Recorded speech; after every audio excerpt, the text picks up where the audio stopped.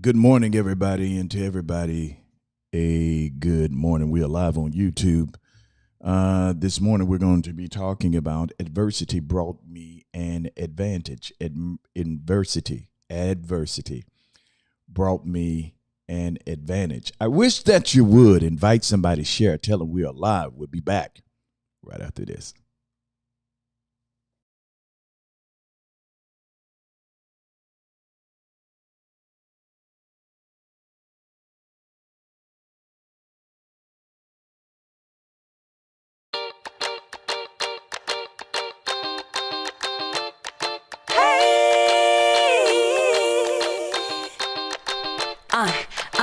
Coffee time, coffee time.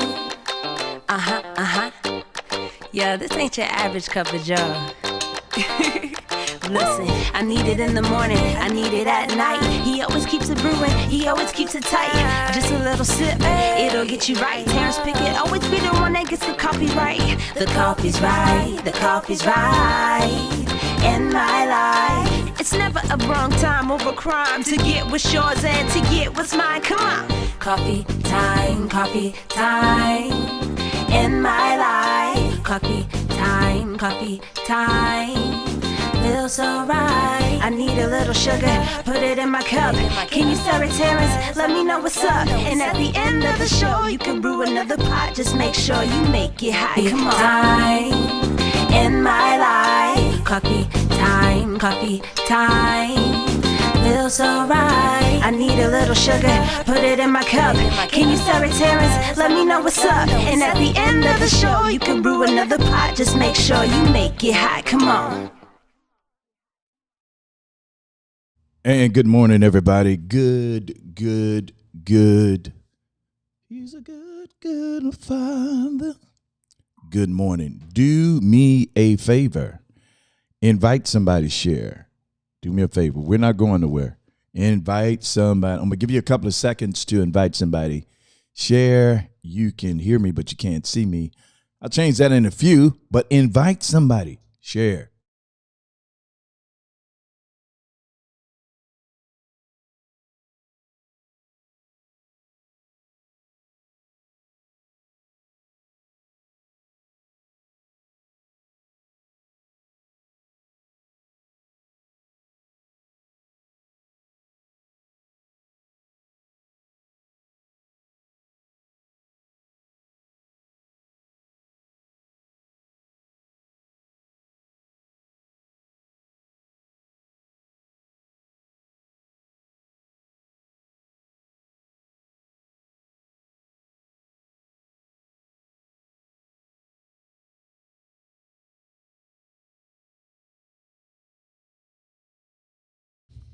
Did you do what I asked you to do? Did you invite somebody? Did you share? All right. Let's get ready to rumble.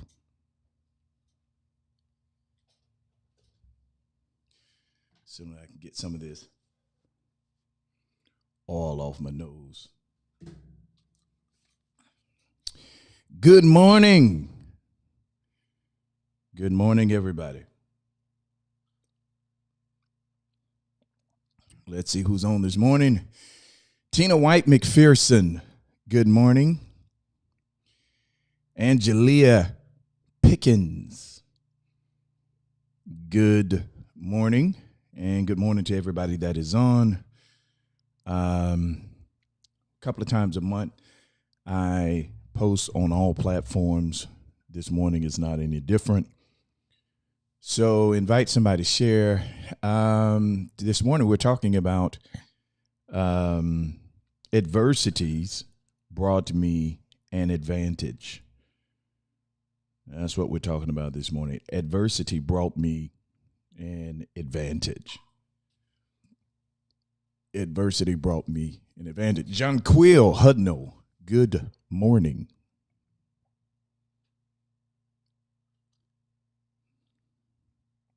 This coffee is really good. Shout out to Crazy Beans Coffee. This is the Hawaiian hazelnut. It's all natural. It's organic. They take the Hawaiian hazelnut and bake it in with the coffee beans, and the coffee beans absorbs the flavor. Listen, you drink the Hawaiian hazelnut with a couple of pumps of coconut.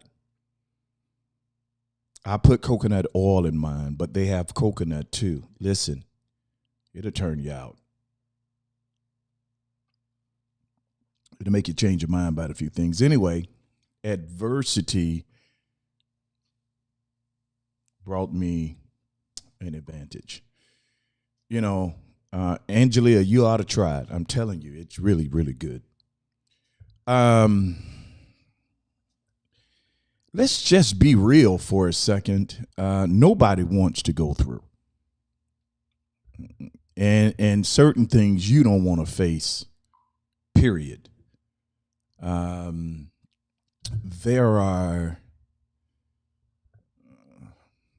are certain things in life that we wish we did not have to go through. We wish that we didn't have to deal with. There are certain people in life that you just feel like just don't want to deal with it. Valerie, BC, good morning. Tina White McPherson, it'll bless your life. I wouldn't lie to you. It'll bless your life. And Crazy Bean sells it by the pound. So you can go and get a pound. You can get it grinded, or you can do the whole bean and grind it yourself the way that I do. But there are certain things in life you don't want to have to deal with. You don't want to have to contend with. There are certain things in life we don't want to go through. And it's not that we're lazy, indifferent, apathetic. It's none of that. It's just after going through so much, it's almost kind of like, here we go again. And that feeling of having to fight again sometimes can be overwhelming just thinking about it. And I know we're supposed to see the good inside of the bad. I know we're supposed to have a bright and hopeful perspective of things. We're supposed to be optimistic. We're supposed to lean on the everlasting arm. We're supposed to trust God with all our heart, lean not to our own understanding. He's going to bring us out. I get all of that. I know you're in covenant with God. I get it. But there are just some things we don't want to go through. Angelia says, sometimes I just don't want to put a lot of energy in some things that will require a lot of my time. I have to prepare mentally. That's exactly right. And then there are some battles that we choose based on consequences. Some battles we choose based on the vicinity that we're in. And then there are some battles, I don't care what nobody say, some battles are chosen for us and we have nothing to do with the choice of the battle. For instance, you marry into a family, you get a divorce, the property, you can dividing the property, living without that other person. Those are consequences. You know what I'm saying? Those are consequences. But if a woman is raped in her own home, has a child, and she has to raise that child now, well, those aren't consequences of her action. That's what happened to her. That's a battle that was chosen for her. Now, who chose the battle? Well, I believe battles are chosen based on the sin that's in the world. I still don't believe that God chose these battles. I think it's the sin in the world. It's the stain of sin that sets on a man's heart that causes his ways to be evil, corrupt, causes him to move out of the lust of his heart, the lust of his flesh, and the pride of life. And as a result of these things, I believe that is why most adversities occur. Racism, for instance, if you do your research on racism, it didn't start with black and white people. It really didn't. It started with the Greeks. One day I'll do a whole show on that. But my point is, there are some battles that we have nothing to do with. Those battles are chosen to us because of where we are. You go into certain parts of Canada, black people are adored. You go into other parts of Canada, black people are hated. Depending on what side of the earth you're on, where you are from, the battle has already been set in stone for you based on proximity. So there are adversities, there are things that we have to endure with. There are things that happen to us on a day-to-day basis, and it has nothing to do with us necessarily. Now, I do believe to a certain extent, we do choose our own battles. So there are certain adversities, there are certain battles that are chosen for us. And then there are certain battles that are consequences of our own action. For instance, you know, you go to work, somebody tick you off and they caught you on the wrong day. Things are troubled in your home. You're just not in a good space. You're not in a good mind frame, and you let them have it. And maybe a couple of cuss words come out, or maybe you elevate your voice to the point that other people hear it. And as a result of that, they report you to your manager. And it's not common for you to act this way. It's not normal. But because of the day, the things that are going on in your personal life, you snap, you go off, they write you up, they fire. You had already been on a final because maybe you were late, but they write you up. And when they write you up,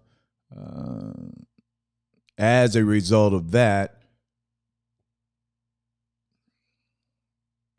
now you're looking at finding another job because you lost this one.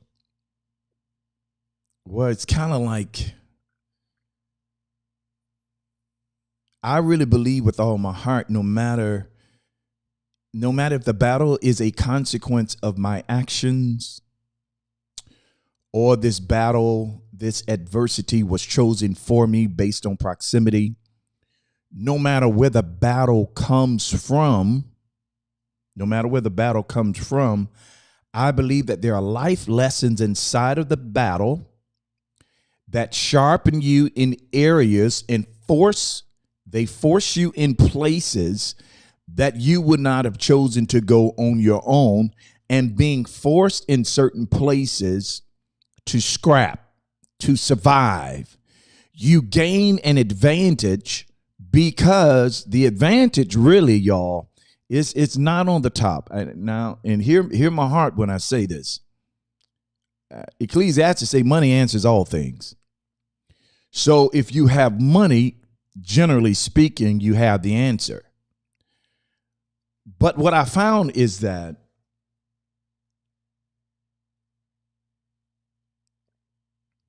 being brought to nothing, I found that a lot of times our answer is in the desolated place. The answer is in hitting rock bottom. Rock bottom presses the pressure that is on you when you've lost it all, the pressure that is on you when you have nothing else to lose, the pressure that is on you when they've given you 3 weeks to live because of cancer. That pressure forces you to be creative. That pressure, those circumstances, puts you in a place where, generally speaking, your vision narrows to one spot, and that spot is called survival. Now, I've seen people, and I've been in positions where you're surviving, and it's almost a zone that you go into. And I never forget, I was in a situation where I just lost everything. Some things happened to me beyond my control, and lost everything. And I'm on the bottom floor. I'm on the seemingly in the natural, the downside of life, because of this situation. It was with the IRS. They garnished my wages, so I was still making good money, but they were taking that. They cleared out a couple of accounts. It was a tough time. And I remember my light bill being about $700. $700 is a lot of money when you got $5 to your name. I remember having a quarter tank of gas, and this situation that happened to me, it was because of the CPA I trusted. They came highly recommended, and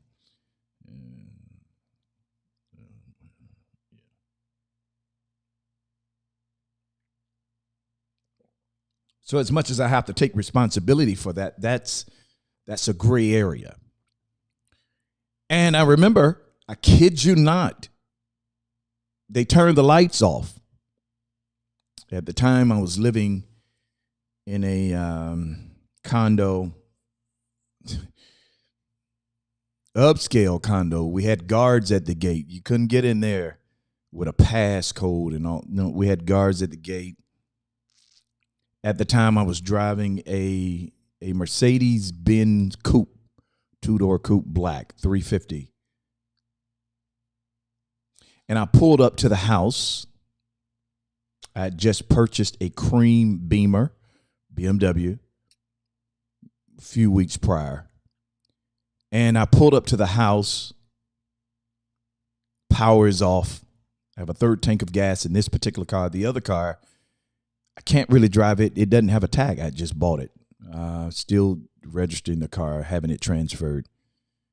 And I go inside of the house. It's hot.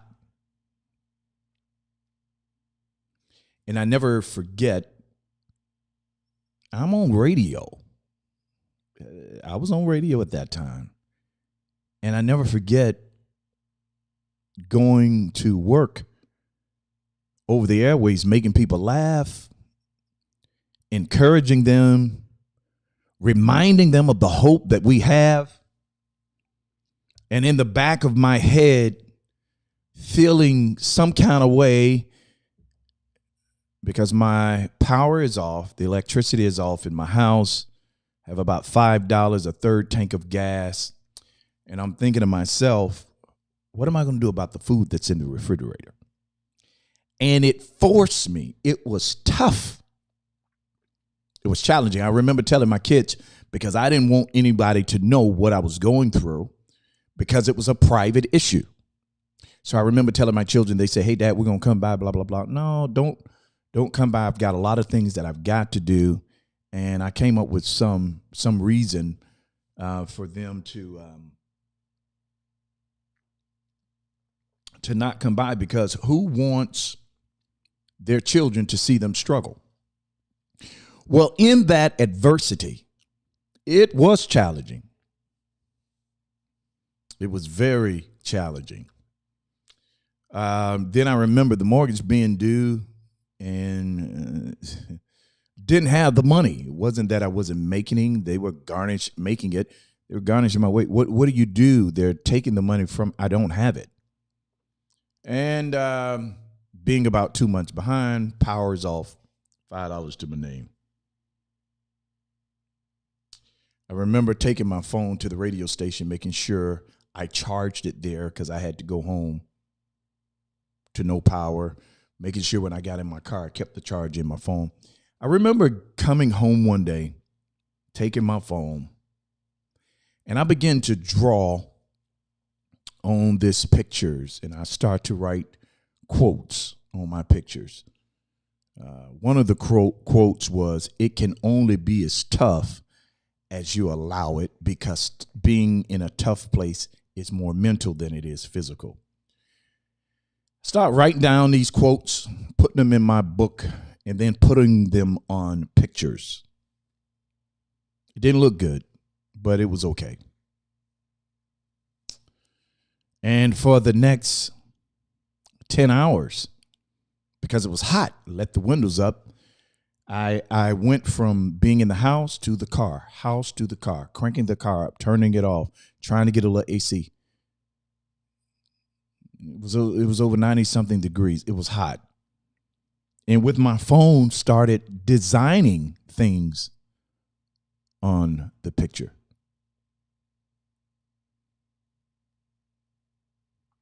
Remember being in and out of my feelings, wanting to cry, but couldn't.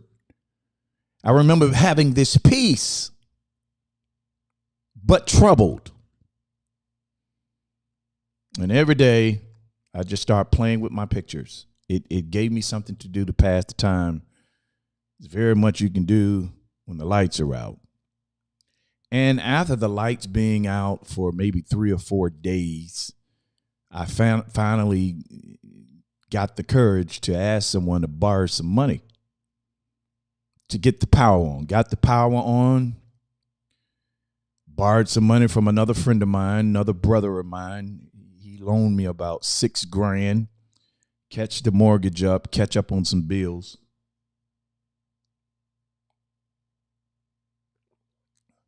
And I borrowed my way out of this particular jam. Here's faith, though. To ask someone to borrow money means you believe they'll loan it to you. So I was still believing. Ideally, it wasn't necessarily what I wanted. I wanted them to give it to me, but I borrowed it. And I kept designing this picture, kept working on it. Having nothing and being brought to nothing, it not only opened up another realm of creativity, let me tell you what it did too. It humbled me. I've never been a person who thought I was better than anybody. But I was a person who felt like I didn't have to tolerate nobody. And a lot of times arrogance hides behind your temperament, where you will not deal with people or dwell in certain places that agitates you. So you create an environment that is conducive for only you.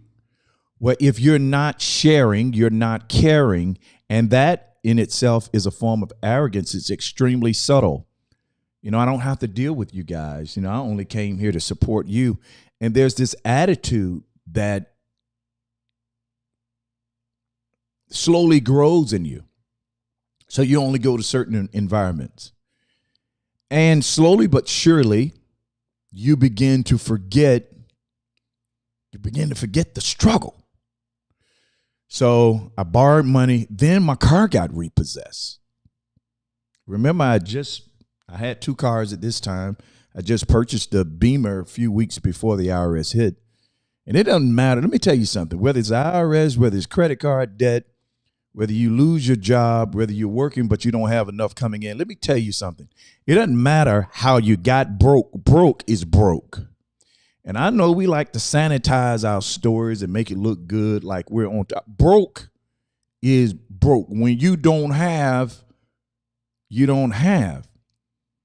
And being on the bottom, I kid you not, gave me time to think. You know what I was thinking about? Who can I call to get help? Who wouldn't put me out on social media? Who wouldn't in their individual circles criticize me? Who wouldn't judge me? Who can I call for help that I can trust? Now, I started to cry, woe is me, because it wasn't that many people came to mind. But then I thought about who could trust me. Have I put myself in a position to be trusted? And a lot of times we're wanting to borrow from relationships what we've not invested. We hold people accountable for not supporting us, holding us up, being there when we needed them. But what have you invested in that relationship? Whatever you put in it is what you're going to get out. If you're the type of person, because you're so busy, you got so much going on that you cease to invest in the equity of heart in relationships and make sure those relationships are solid, then in the day of adversity, you can't pull from where you did not sow. And the reality is, I know you don't want to hear it because we get in our feelings and stuff about it, but you can't pick fruit from a vineyard where you've not sowed. Then you get mad and you go off on social media. And the reality is the only reason you're in the position that you're in is because of you.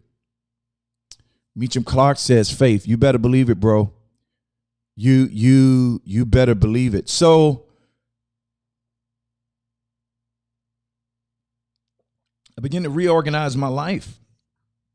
I began to bring into question my own identity, my own philosophies, my own theology. What did I believe? Why did I believe what I believe? What relationships have I invested in? Am I requiring and harvest from places where I've not sown? And it was then that I discovered, hey, yeah, I know a lot of people. I do. But I don't necessarily have good relationships with the people that I know. And I changed my perspective, which caused me to change my position. Your position in life is a result of your perspective. How you believe, you shape your world in harmony to your belief. And I had, at that time, in a sense, invested in myself to the point where I elevated myself around the people that I needed. So I had to totally reconstruct relationships. I had to totally look at how I was investing,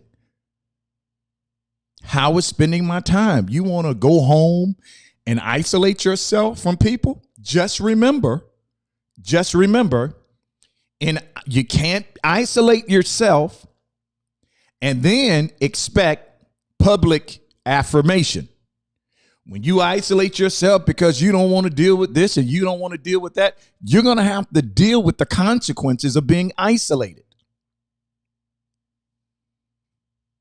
And in our world, people don't trust what they can't see. So the less they see you, in some regards, the less they're going to trust you. You've got to invest in these relationships, and you've got to get yourself to a point. It's one thing to grow beyond certain mess, but it's something totally different to isolate yourself because of subtle rays of arrogance. And man, it was a tough time. And I moved from, that place got foreclosed on, and I had to get out of there. And I moved from there, and there were some apartments. They were running a special the first 3 months of rent free. Went in there, filled out an application. When I got there, saw somebody I knew. And of course, I didn't tell them what I was going through. And again, I was making the money, I was getting paid, but my wages were being garnished. So I could still report good income. And I needed to get a place quickly before this foreclosure hit my credit. So I went and I got this apartment. And they said you can do it one of two ways. You can use your first 3 months free on the front end, the back end, or we can prorate your monthly rent and exclude what the rent would be for 3 months. And I think it was a 2-bedroom, 2-bath. The rent was about, $1,100. I'm not sure, somewhere up in there. And I decided, you know what? This will give me an opportunity to figure some things out and get back on my feet. So I had to go to work. I got the apartment. They approved it, moved in. The first 3 months, I don't have to pay rent. All right. In 3 months, you can get this thing worked out. I'm still working on my designs, my pictures. FCCJ or FSCJ, whatever it was at the time, were teaching classes on Photoshop, Publisher, some other design courses, and I took a couple of weeks there, and I'm still designing these pictures and stuff. I didn't know why I was doing it. I just knew I needed to do something to keep this pressure off of my mind. And I'm telling you, they start teaching me how to design flyers. I'm not the best, but my stuff look a whole lot better than but that's where it came from. And I'm still learning it. There's still courses that I take online, et cetera, to become better. Like, for instance, the background that you're looking at now, I designed it, did it myself, all by myself. I do my own flyers. I do my own work. And it came from being in the struggle. Now, this particular year was a tough year financially because of the pressure that I was on. I ended up getting kicked out of that apartment, went to another one, got kicked out of that one, and I was just buying time. That whole year, just moving, buying time, trying to figure it out. Well, not only did I discover within myself there was a creative gym to design flyers, there was also a creative gym for business analysis because of my banking experience, financial planning, investments, what you should do, what you shouldn't do. All those things begin to collectively work together with me. I would go to my day job in the day. I take my butt to that radio station. And when I left that station, I go home and work on things that were in me that were underdeveloped. Here's what I'm saying to you. All of those things gave me an advantage. I got a contract with a company. If I call the company, you know it, all over the world to do their marketing, their designs, all of the stuff that I've been practicing. Got a huge contract with this particular company.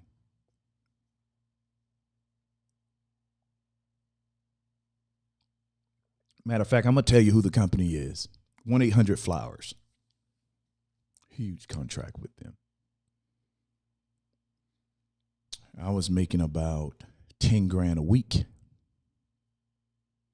So now I'm working 3 jobs. My day job, the radio station, and 1-800-Flowers. Independent contractor. And those things that I had been learning in that year, those courses that I had been taking, actually put me in position to be able to do more, to offer more to the company than their other agents, marketing people. And because I was able to offer them more, less, they gave me more contracts. Let me tell you something. It was tough. People were, people gonna run their mouth about you. But now I'm making from one job $10,000 a week. And I'm not exaggerating those numbers. So I got a couple of my buddies on. Not only did that job put me in position that I could do more for less, I outbidded a lot of the advertising companies to get the work, and I was able to do the same work for less. It also put me in position to have favor with the top execs. And they start saying, Terrence, do you know anybody else? We need another you, because I worked my butt off. Now, I was working out of the passion of having nothing. When you have nothing to lose. So all I did was work. And I got a couple of my buddies on, got a couple of their friends on. Then I figured out a way to have them pay a company I created so the money didn't go directly to me in the IRS. So I start studying and researching. Here's what I'm saying to you. My adversity, one of my worst times in life, that soil, that dirt, that stink stuff that didn't feel good, taste good, smell good, all it was soil. Cow manure makes the best soil. And things in me begin to grow. I don't know who this is for. I don't even know. I went real personal this morning. I don't even know why I even shared all this, but let me tell you something. If you're learning at the bottom, here's the advantage. You can't fall at the bottom. There's this fearlessness. Had no fear. When you have nothing to be afraid of. I struggled so hard and struggled so long. I even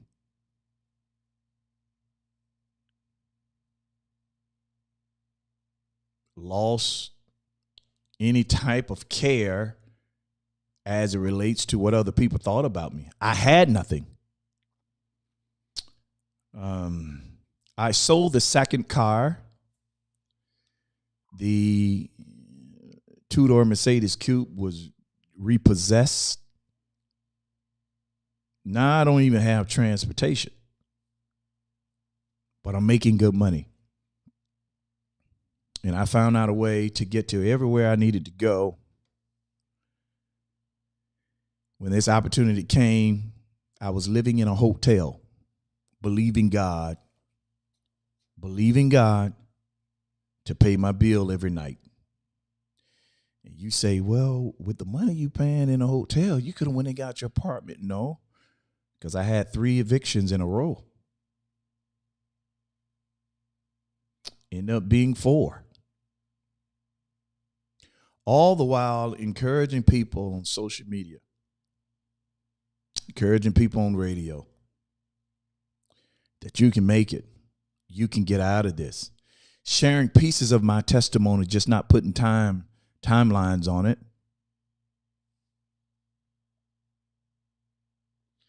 That's why you can't tell me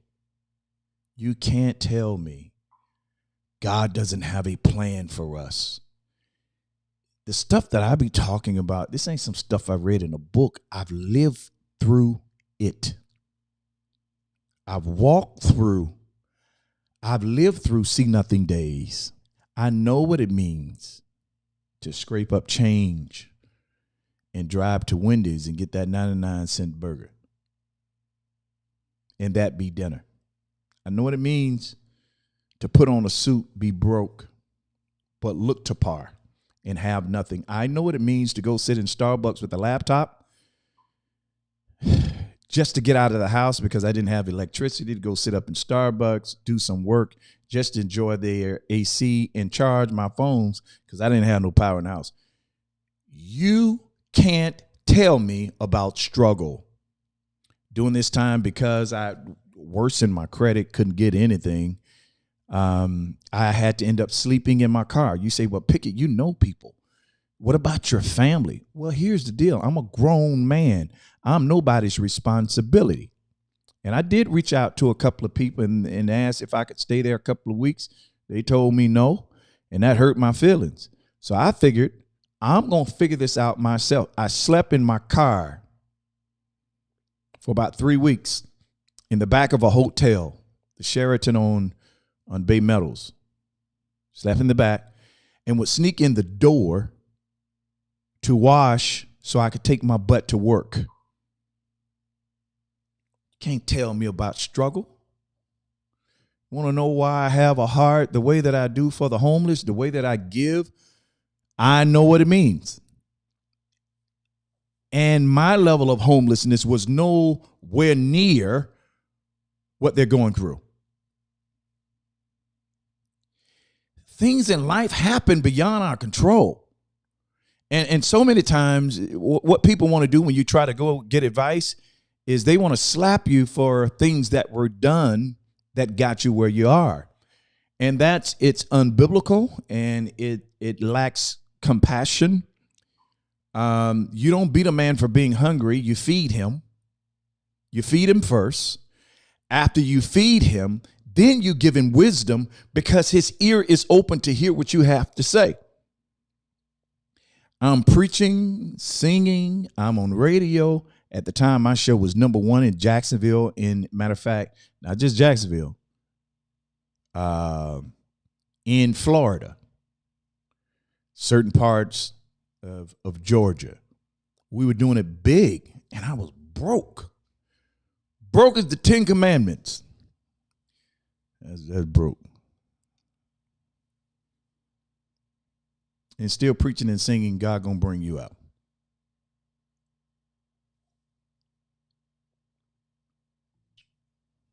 What gives you the power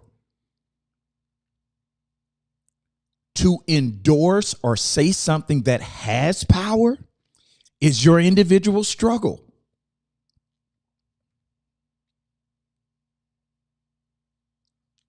My mother and my grandmother, I never forget going by their houses while I'm in this struggle, and both of them looked at me and said the same thing. you're not okay, baby. What's wrong? I wouldn't talk about it. I wasn't walking around here with my head down. I had moments at the house when it was not good. But when I left that house, you didn't know nothing. Because I learned if you're going to go there, you got to sow there. I remember having $5. Somebody would give me $10, and I wouldn't take that money and spend it to get food. I figured in my mind I could go 21 days without eating as long as I have water. I'm going to take this money and I'm going to give it to, I'm going to sow this money and I'm going to trust God. He's going to bless me.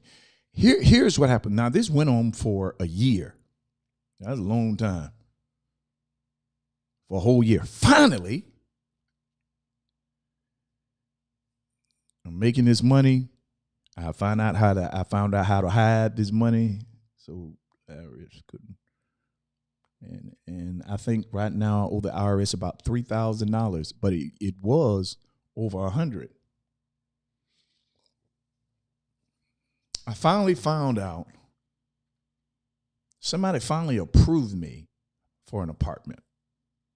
Got the apartment with all the evictions on my credit score. Credit was ruined. Repossession. Somebody approved me. And it was a nice area, gated community. And it gave me a chance to start rebuilding. Here's what I'm saying to you this morning.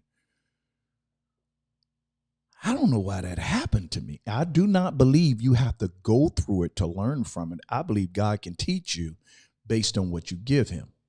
So everybody say you had to go through it because God was trying to use you to reach somebody else. That's a lie from the pits of hell. That theology is incorrect. Here's why you don't have to go through it. Jesus bore everything, so we wouldn't have to. We're not supposed to have it as hard as we've made it or as hard as society has given it to us. You don't have to go through it to reach nobody. You're not the sacrifice. Jesus is. He bore in his body the stripes. He was wounded for our transgression, bruised for our iniquities. The chastisement of our peace was upon him, and with his stripes we're healed. He's the healer. He's the deliverer. He's the one that went through it all, so we wouldn't have to face certain dilemmas in life. However, life happens. I know y'all want to blame the devil. I don't think I was up under demonic attack. I don't think it was the devil. I just think it was decisions. It was things that happened. It was life. And so many times when you blame God or you blame the devil, you take the responsibility away from yourself. When you are not being responsible, you're being irresponsible. And a lack of responsibility and accountability is what gets you messed up. If you look at the things that you've gone through in your life, the trouble that you've been in, I can promise you the majority of the things is a lack of responsibility and accountability. Accountability is yielding to wisdom before you, yielding to wisdom around you, yielding. Wisdom violated is chaos created. When we don't yield, we go through.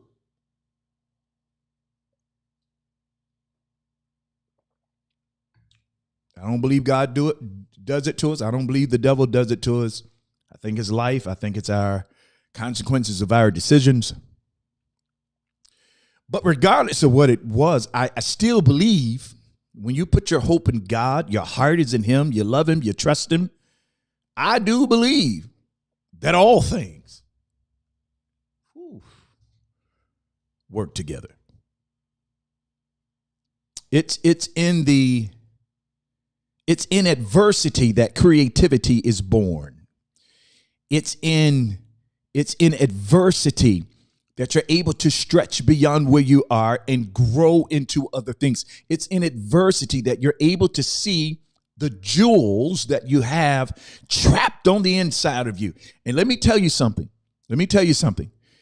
If the gift and the talents that are on the inside of you do not have a doorway to manifest, it dies in you.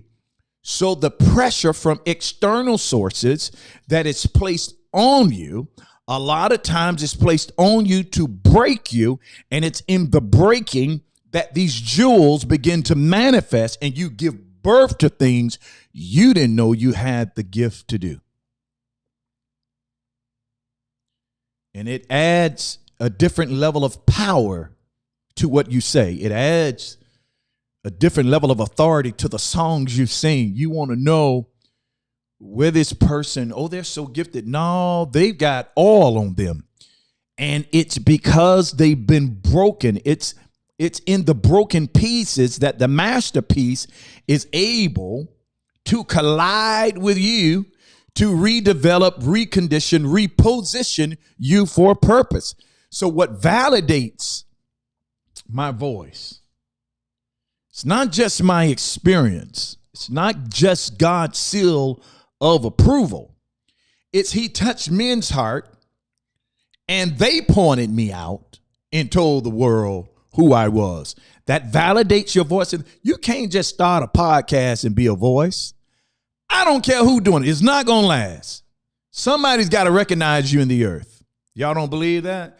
Let me give you scripture. Let me give you a little bit of, give you a little bit of church before I go here. I'm about to close now. Let me give you, Jesus was in the crowd and John was baptizing folk. And John picked him out of the crowd, and immediately Jesus went from the background to the forefront. He wasn't passing out business card. He didn't have a marketing scheme. He wasn't endorsing himself. He never had to speak high of himself. And God used John to pick him. Listen, the people that have been overlooked, the people that the crowd has pushed away, God in his timing, in his infinite wisdom, has a way to of finding you and endorsing you and putting you ahead of the crowd. Jesus comes from the end of the line. He comes to the forefront. Listen to this. Here's the confirmation of what John did. John called him out. John let him skip the line. Then when he got into the Jordan, scriptures say that the heavens opened up and God began through the work of the Holy Spirit to descend upon him as a dove. And as the Spirit began to fall on Christ, God endorses what's going. He said, "This is my beloved Son." That's confirmation. In whom I'm well pleased. That's affirmation. So I know you think because God called you and you got anointed, you ain't got to wait on nobody. But somebody in the earth going to have to call you out. Someone in the earth is going to have to endorse you, or everything you do, it's not going to last. What gives us lasting power is our ability to go through. It's the stuff that you survived from, the stuff that should have killed you. It's the stuff that almost took your mind out. It's the failures. It's the seemingly, I can't get over this hump. This area in my life, I'm doing good, but this particular area, I keep failing. I'm broken. The place where you are broken, it's the place where humility is born. Humility, creativity, and power gets their endorsement from your broken place.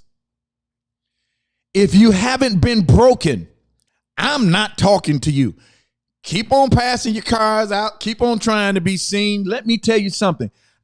Everything that God has given me, I didn't have to ask for it. If I did ask for it, the playing field was set for me to ask and for them to give it. Why? You don't have to push yourself, force your endorsement. You can do more with less when he's in it, but it's birthed from being broken. Adversity brought me advantage. It gave me wisdom in areas by discovering things that was inside of me that I lived my entire life and I hadn't seen.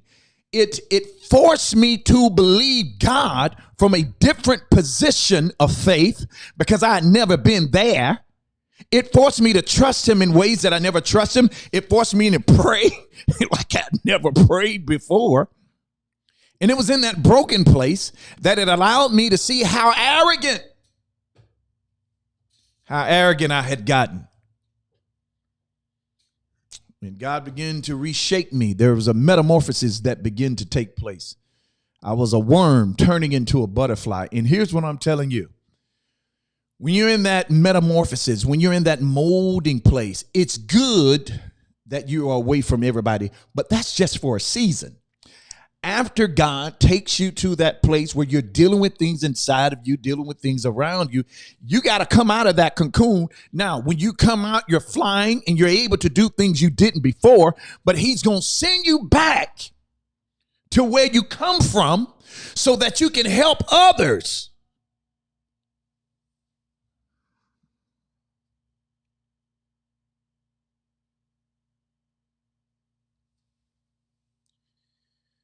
Here it is now. I don't care what the numbers are on social media. It's not my measuring stick. I get stats every day, monthly and weekly. Coffee Time is all over the world. Let me give you some of the places, and I don't understand it. I got the numbers. Let me show you where we're at. Our big China, Russia. These are communist countries that are able to hear Coffee Time. I'm in America. We're in over 32 countries around the world. And our audience is still growing. That's because he can make a miracle out of little when meekness is your bread. I've had to change my convictions, my philosophies. There's a whole lot of stuff I used to believe I don't believe anymore. But it brought a change in my life. The change is evident with the fruit that follows. People used to know me for the Terrence Pickett Show. Now everywhere I go, everybody talking, coffee time, coffee time. I was in Texas, Houston. Lady walked up to me talking about coffee time. I was in Louisiana. Lady walked up to me talking about coffee time. You can't judge your work by your view, because God has a way of taking you from the back, pushing you to the front. Most of the fruit that you're going to gain, you won't even see. The Winans wrote a song, for we may never know all the lives that we have touched. You won't know the fruit. You won't know the harvest. That's why obedience should be the motivating factor for you to do what you do. Now, this is Coffee Time is my pulpit. It's an unorthodox way. It's not church necessarily. I sometimes go there. It's having conversation, causing people to expand the capacity of their understanding, because I believe as your understanding grows, your ability increases. I believe that untapped ability becomes accessible as we grow in knowledge and develop wisdom. Wisdom, I believe, comes from the broken place. Knowledge is information gathered. Wisdom is how to distribute the information that you've gathered. If any man lacks wisdom, let him ask of God. Because here's what God's going to do. He's going to allow situations around you to be orchestrated to break you. Lord, I got to go because I feel churchy, and that's not what this is. I want you to be encouraged this morning. There's a reason for your struggle. There's a reason for your isolation. There's a reason for the desolate place. There's a reason for your adversity. Your adversity forces creativity.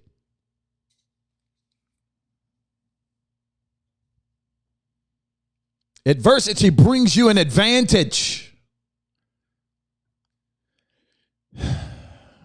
The day's going to come, I believe, when Coffee Time is going to be my only job. But that day's not here yet. So I got to keep grinding, keep working. I do believe that.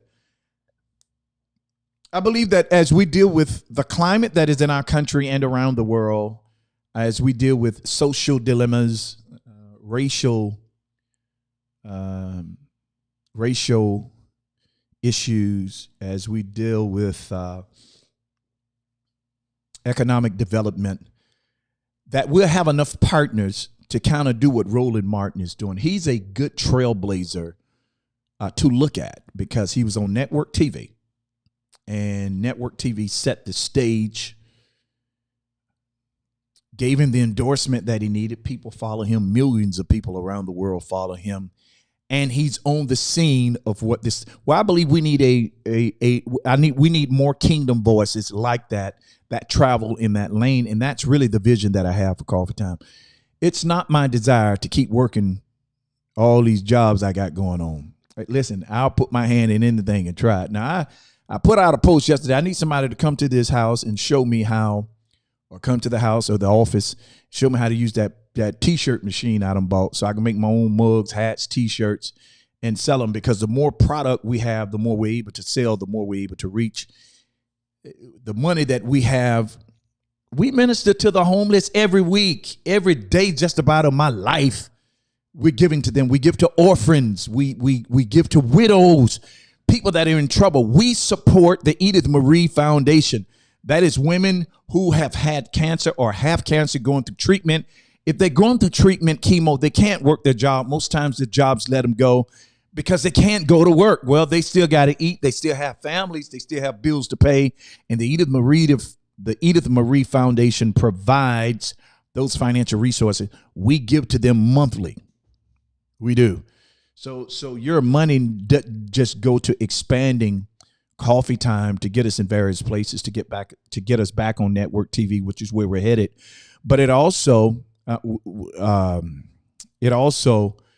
helps feed a lot of people. It helps a lot of people. So, I need you. The day's going to come when I'll be able to do this full time and come to you from different spots. But until that day, I'm going to work.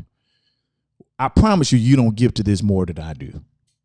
Whatever you give, I promise you I give 3 times as much. Now, I'm not bragging about my giving. What I'm saying to you is you're not going to give or outgive whoever gives what. I'm going to try and meet it because I believe in what we do. I need your help. I need your support. Your seed help us expand what we do, and it help us get to the place not only to keep the equipment up, to stay on the platforms where we are, to help everybody, to extend love, give, make sure people aren't being kicked out of their house, make sure they have food, make sure we minister to the homeless. It does all of that. So today, if you will, hey, make a sacrifice. Say, I wasn't going to do this, but T, I'm going to give you $1,000 or $5,000. And I know you say, whoa, that's a lot of money. It's not that much when you consider what we do. We have a lot of ground to cover, and everything that you give, help us cover that ground. My Cash App is on the screen. $ sponsor Coffee Time. Maybe you say, I don't have 1,000 or 5,000, but I am going to make a sacrifice and give 500. Maybe your sacrifice is 10,000. Maybe your sacrifice is 1 or 2 million. Maybe your sacrifice is 50 million. Whatever the dollar amount is, I ask that you stretch yourself when you give and help us in what we do. Thank you so much for joining me this morning. Listen, without your ears, I don't have a voice. You make this possible. You do. You were born to win, predestined to succeed. There's nothing that can happen to you today that the wisdom on the inside of you is not able to handle. You've got to calm down, slow down, let wisdom speak. When wisdom speaks, you will always win. Thank you for tuning in. Thank you for sharing. Thank you for your financial gifts. Thank you for your support. Thank you for your love that you've shown and exercised to me over the years by supporting everything that I do. I cannot thank you enough. You're the real MVP. You all have a great day. Be productive. And remember, there's adversity. In adversity, adversity brings you an advantage. You have an advantage in adversity. Go have a great day, and always remember to think higher. Speak life.